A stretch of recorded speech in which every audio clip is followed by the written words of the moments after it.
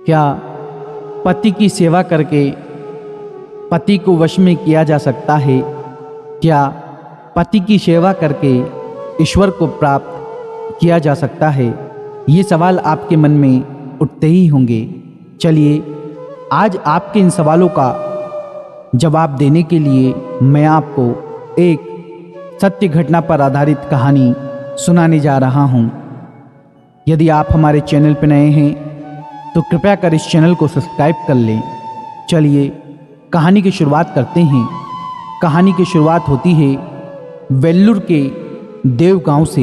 यहाँ पर एक महिला रहती थी जिसका नाम था बहिणाबाई और उसके पति का नाम था गंगाधर राव। ये लोग जिस गांव में रहते थे उस गांव में झगड़े बहुत होते थे।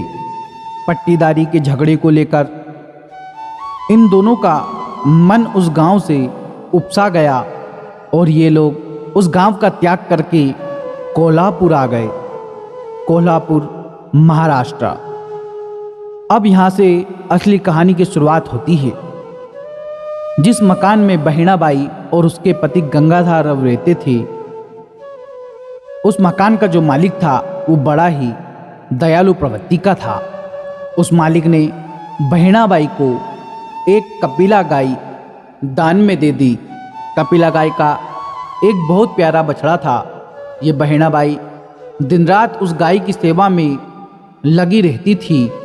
इसे गाय के बछड़े से इतना प्रेम हो गया था कि 24 घंटे उस बछड़े को अपने पास रखती थी। प्रिय श्रोताओं, एक दिन कोल्हापुर में एक बहुत पहुँचे हुए संत जयराम स्वामी का कीर्तन हुआ। उस कीर्तन में बहिणाबाई भी शामिल होने के लिए गई, साथ ही साथ अपने बछड़े को भी लेकर गई। बछड़ा बहुत प्यारा था, बहिणाबाई का साथ नहीं छोड़ता था, इसलिए बहिणाबाई ने बछड़े को कीर्तन हाल में ही अपने पास बिठाया। तभी वहाँ पर भीड़ बढ़ने लगी। जो वहाँ के सेवादार थे उन्होंने बछड़े को बहिणाबाई से लेकर के बाहर एक खूंटे के ऊपर बांध दिया। बछड़ा रम्माने लगा। इधर बहिणाबाई का मन भी उदास होने लगा। जब ये बात जयराम स्वामी को पता चली तो उन्होंने बछड़े को वहाँ से छुड़वा करके अंदर बहिणाबाई के पास बुलवाया और बहिणाबाई को अपने पास बुलाया। जब ये बात आसपास के लोगों को पता चली कि बहिणाबाई का सम्मान करने के लिए स्वयं जयराम स्वामी ने उसको अपने पास बुलाया तो ये बात आग की तरह फैल गई। लेकिन जो बहिणाबाई के पति थे उनको बिल्कुल भी पसंद नहीं था कि बहिणाबाई का मन ग्रस्त जीवन से उब जाए और वो वैराग्य धारण कर ले, क्योंकि वो कभी नहीं चाहते थे कि बहिणाबाई उनसे दूर जाए। उन्होंने अपनी पत्नी बहिणाबाई को समझाने की बहुत कोशिश की, लेकिन बहिणाबाई नहीं समझ पा रही थी। एक बार तो बंधुओं उन्होंने बहिणाबाई की खूब पिटाई कर दी। इतनी पिटाई कर दी कि कई सप्ताह तक बहिणाबाई अपनी पलंग से उठ भी नहीं पाई। बहिणाबाई को होश आता, फिर बहिणाबाई बेहोश हो जाती। जब ये बात स्वामी जयराम को पता चली तो वह बहिणाबाई के घर आए। उन्होंने उनके पति को समझाया कि अब तो हाथ उठा लिया, लेकिन निकट भविष्य में हाथ नहीं उठाना। ये बात बहिणाबाई के पति को और चुभ गई। प्रिय श्रोताओं, एक दिन की बात है, जब बहिणाबाई सो रही थी तो उनके सपने में संत तुकाराम आए और संत तुकाराम ने उनको मंत्र दीक्षा दी। जब ये बात बहिणाबाई ने अपने आस पड़ोस वाले को बताई तो फिर से उनके घर लोगों का जमावाड़ा लगने लगा। कई दूर दूर से लोग आने लगे कि ऐसी कोई महिला है जिसको संत तुकाराम ने दर्शन देकर दीक्षा दी है। इस बात से बहिणाबाई के पति गंगाधर राव टूट से गए।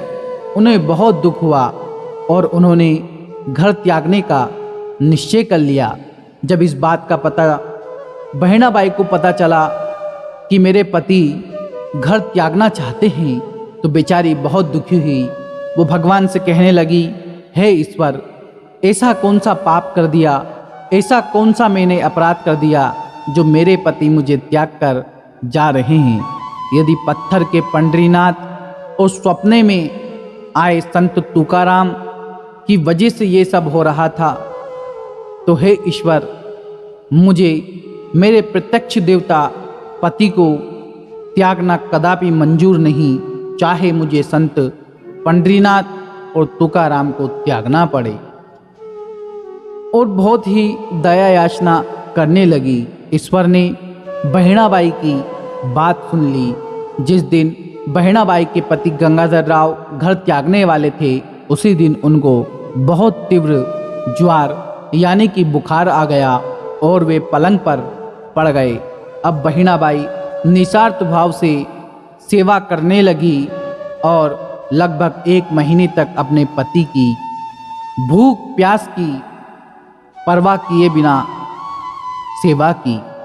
इस सेवा को देखकर उनके पति बहनाबाई के ऊपर प्रसन्न हो गए और अब उन्होंने सोचा, मेरी पत्नी जिस चीज़ में खुश होती है उसी में मेरी खुशी है। जैसे ही बहनाबाई के पति ठीक हुए, वे स्वयं उनको संत तुकाराम के पास ले जाकर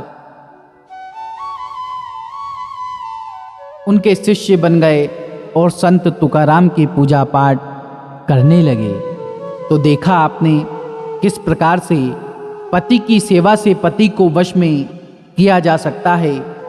जो स्त्री पतिव्रता धर्म का पालन करती है, उसकी सारे मनोरथ, उसकी सारी इच्छाएं भगवान स्वयं पूरी करते हैं। लेकिन वर्तमान समय में ऐसा होता है कि स्त्रियां अपने पति को कुछ भी कह देती हैं, सम्मान नहीं करती है। ऐसा लगने लगता है कि जैसे पति नहीं ये उनकी मजबूरी है।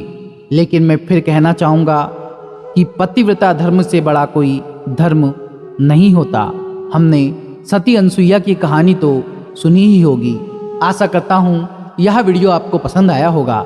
यदि यह वीडियो आपको अच्छा लगा तो हमारे इस चैनल को सब्सक्राइब करना, वीडियो को लाइक करना और कमेंट बॉक्स में जय श्री महाकाल लिखना ना भूले। मिलता हूँ किसी नए वीडियो में। जब तक के लिए राधे राधे, जय श्री महाकाल।